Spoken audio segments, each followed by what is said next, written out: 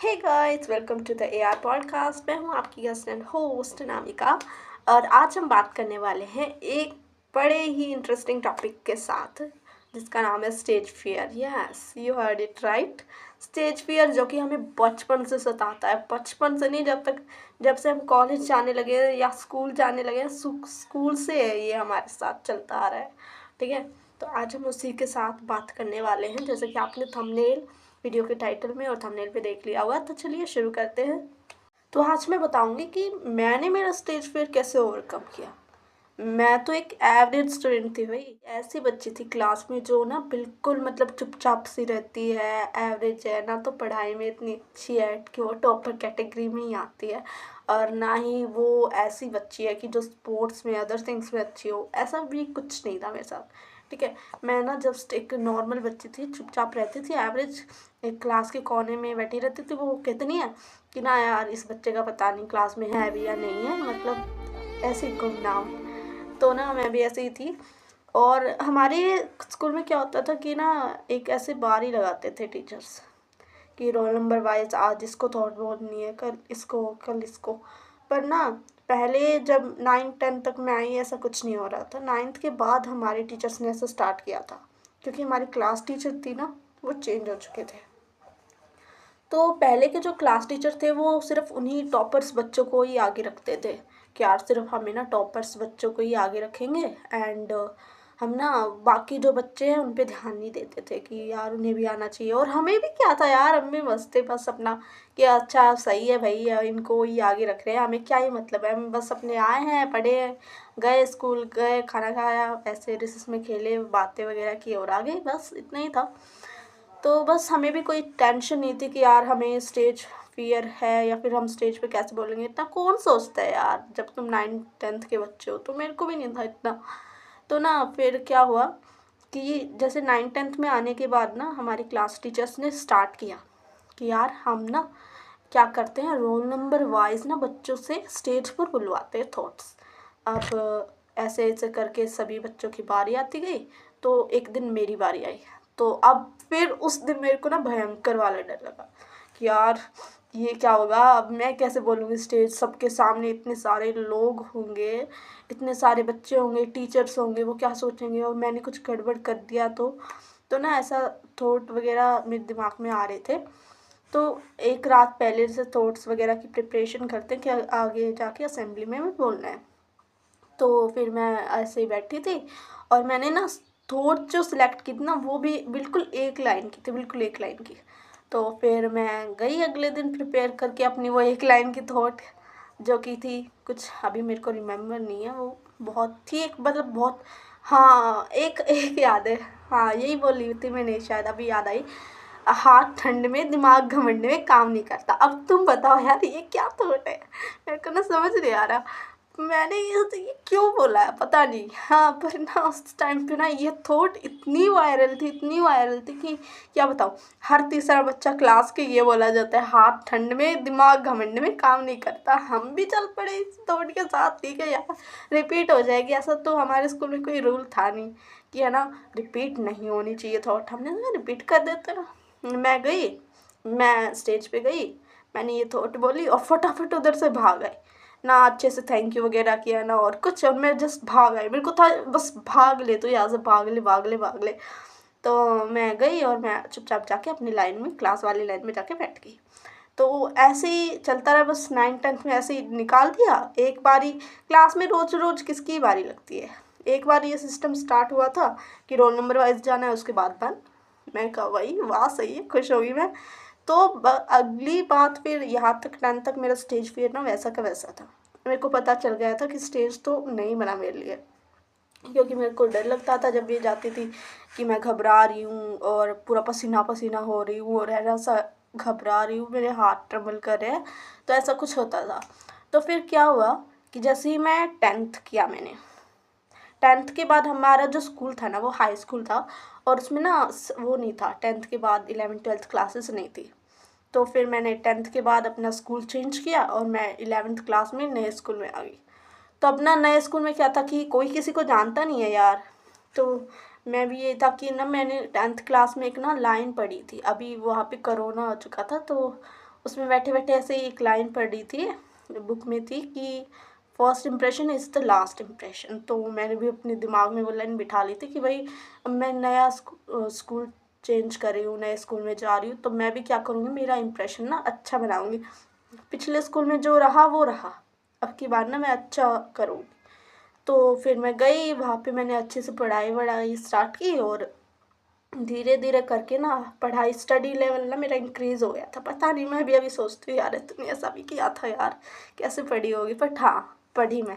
क्योंकि अब एक वो भी होता है कि यार देखो 10 तक निकाल दिया, जैसे एवरेज चल रही थी वैसे निकाल दिया, लेकिन 11 12 ना तुम्हारा ना बहुत ज़बरदस्त वाली होती है। क्योंकि ना उसमें तुम्हारे पेरेंट्स भी बिठा देते हैं यार, 11 12 के मार्क्स बहुत मैटर करते हैं। तो मेरे पेरेंट्स भी यही कह रहे थे कि 11 12 में तेरे को अच्छे मार्क्स लाने पड़ेंगे, वरना फिर तेरे को अच्छे कॉलेज में एडमिशन नहीं मिलेगा या फिर आगे का करियर नहीं होगा। तो मैं कहा ठीक है चलो करते हैं।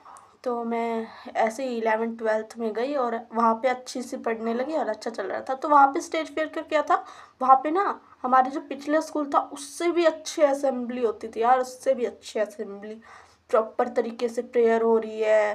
प्रेयर तो उसमें भी होती थी बट उसमें बहुत अच्छी होती थी, ठीक है। एक्सरसाइज वगैरह हो रही है, ये सारी जितनी भी प्रेयर के अंदर चीज़ें हो सकती थी वो सब वहाँ होती थी। तो मैं भी भाई अच्छा है, तब तक स्टेज फियर वैसा ही था मेरा, ठीक है।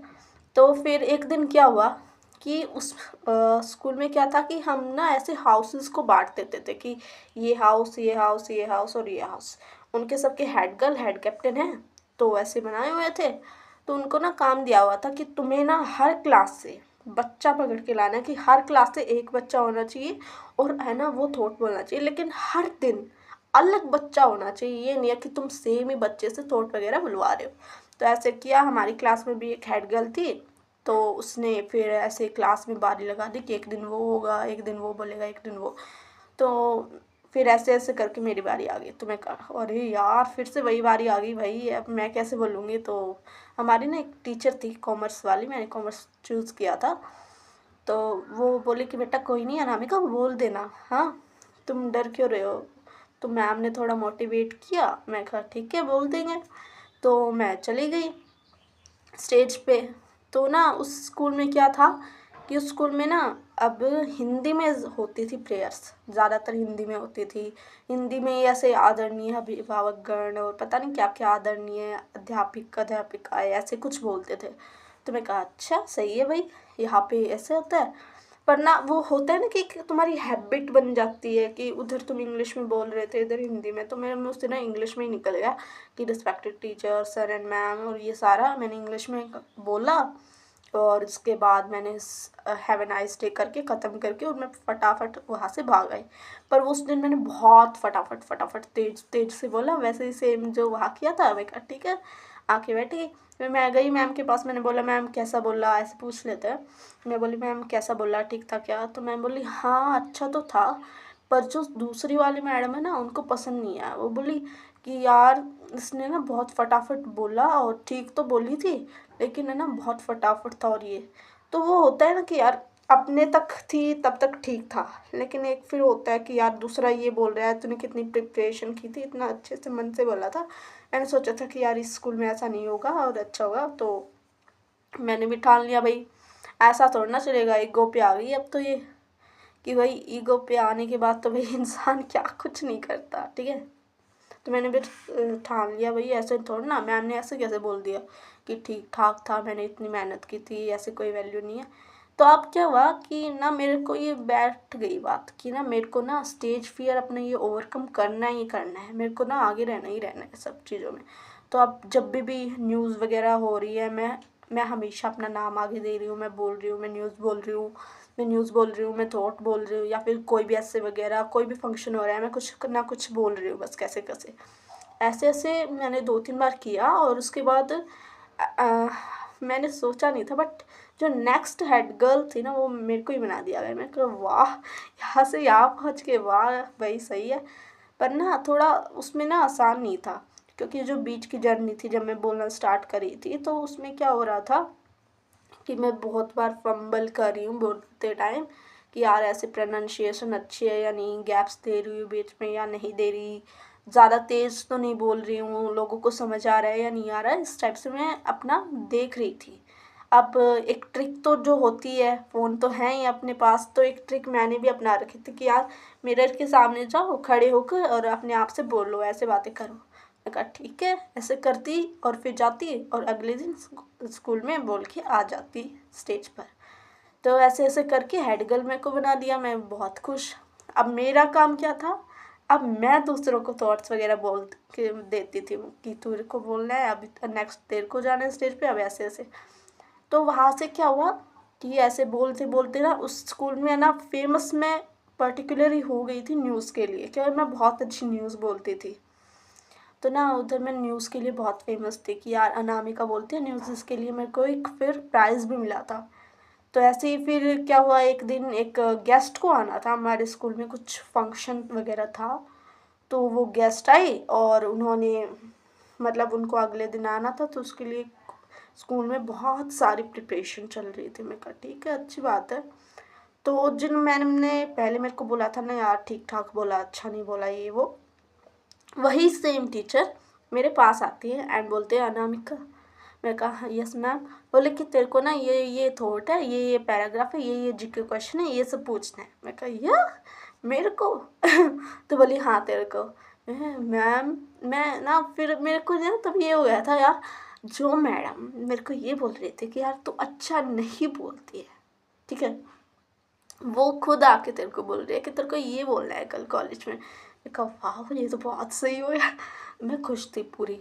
मैं अच्छे से प्रिपेयर किया, उसको लिखा, उसको रिवाइज किया, जो जो मेरे को क्वेश्चन वगैरह बोलने थे दिया, ठीक है। वो जो गेस्ट आए हुए थे ना हमारे स्कूल में, पता नहीं अब मेरे को उनका नाम याद नहीं है, पर वो बहुत बड़े लेवल पे थे। कुछ कॉलेज या स्कूल्स के लेवल पे वो बहुत बड़े, उनके अंडर में सारे स्कूल कॉलेजेस पता नहीं आते थे, काम करवाते थे वो कुछ। तो ना मैंने फिर उनके सामने बोला, बड़ा मज़ा आया, सब लोग बैठे हुए थे, पेरेंट्स टीचर सब थे उधर, ठीक है। तो ना उस दिन मेरे को प्रॉपर ये लगा कि यस, अब मैंने मेरे स्टेज फियर को ओवरकम कर लिया है, ठीक है। अब मुझे स्टेज पे जाने से डर नहीं लगता। जब मेरा पहले बोलने का होता था कि यार कैसे बोलूँगी कैसे बोलूँगी, अब वो वाली टेंशन नहीं है मेरे पास, मैंने वो कर लिया है। तो ये मेरी स्टोरी थी कि मैंने ना कैसे अपना स्टेज फियर ओवरकम किया। देखो यार एक बात होती है कि ना स्टेज फियर ओवरकम करने के लिए ये नहीं है कि तुम्हें ना ईगो ही चाहिए कि मैंने, जैसे मैंने बताया कि मेरे ना ऐसे मैम ने बोला तो मेरे को लगा यार ये तो नहीं होना चाहिए, मेरे को तो मेरा ओवरकम करना है, मैंने इतनी मेहनत की थी, ठीक है। लेकिन किसी किसी का होता है कि यार वो ना भी ले अपनी ईगो पे, है ना। तो ना स्टेज फियर ओवरकम करने के लिए सबसे आसान तरीका है कि सबसे पहले तो ना तुम ये सोचो कि ना दूसरे तुम्हारे बारे में क्या सोचते हैं ना, उसके बारे में सोचना बंद कर दो।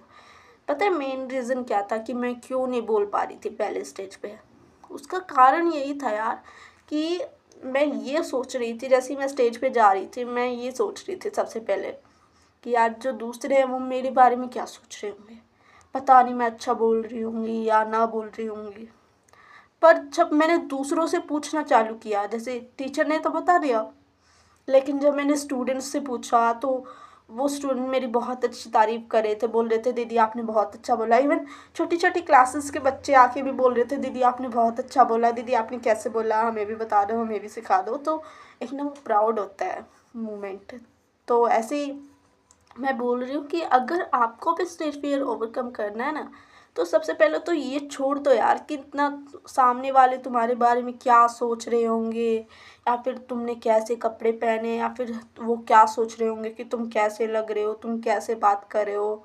तुम्हें दिमाग में होना चाहिए कि मैंने इतनी अच्छी प्रिपरेशन की है और मैंने जो प्रिपेयर किया है वो मुझे मेरे तरीके से अच्छा बोलना है। ये नहीं कि तुम दूसरों को देख के अच्छा बोलो, फिर वो तुम कभी भी पूरा नहीं होगा, तुम्हारा जो गोल है जो अचीवमेंट है, ठीक है, चाहे वो कुछ भी हो, अगर तुम दूसरों के देखे चलोगे। अब ना ऐसे कई बार हम गलत ओपिनियन भी बना लेते हैं कि ऐसे सोच रहे होंगे वैसे सोच रहे हो, हालांकि वो ऐसा सोच भी नहीं रहा होगा, तब भी तुम ये सोचोगे कि यार वो ऐसा सोच रहा होगा वैसे सोच रहा होगा। नहीं, ये दिमाग से ना निकाल दो, ये ओवर थिंक करके काम होते हैं, ठीक है। पहले ओवर थिंकिंग का लक्षण यही है कि तुम लोगों के ओपिनियन जाने बिना खुद के दिमाग से उनके बारे में ओपिनियन बना रहे हो कि वो तुम्हारे बारे में क्या सोच रहे होंगे।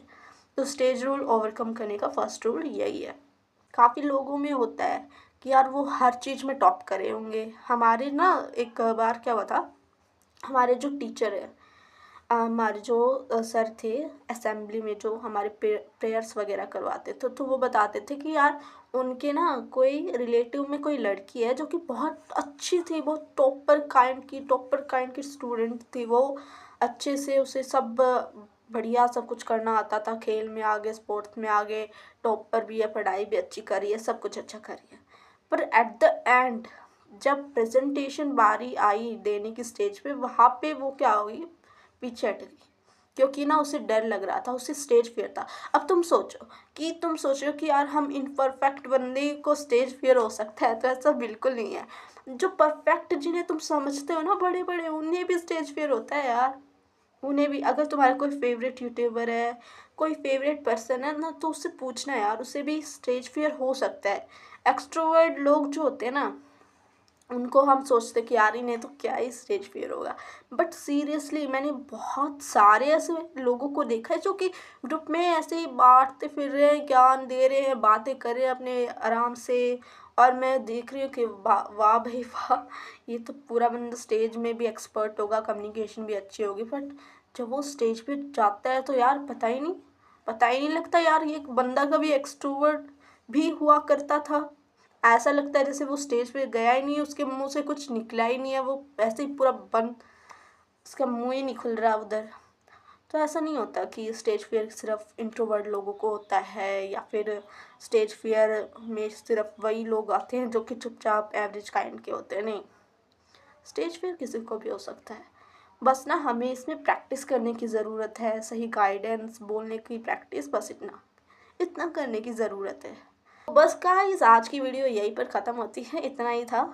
हमने बहुत सारी बातें की स्टेज फियर से रिलेटेड, और स्टेज फियर को कैसे ओवरकम किया जाता है। आई होप कि आप सबको ये सोलो पॉडकास्ट पसंद आया होगा, एंड मैं जल्द ट्राई करूँगी एक नया पॉडकास्ट लाने की। So stay tuned and please subscribe the channel if you like the video, और बने रहिए हमारे साथ ऐसी टिप्स के लिए, ऐसी स्ट्रेटजीज़ के साथ। मज़ा आएगा यार, बातें करेंगे मस्त। अपने भी एक्सपीरियंस मैं कुछ शेयर करूँगी, आप भी अपने स्टेज फियर वगैरह को कमेंट सेक्शन में शेयर करना मत भूलिएगा। तो चलिए इसी के साथ अपनी वीडियो को एंड करते हैं, मिलते हैं नेक्स्ट वीडियो में, बाय बाय।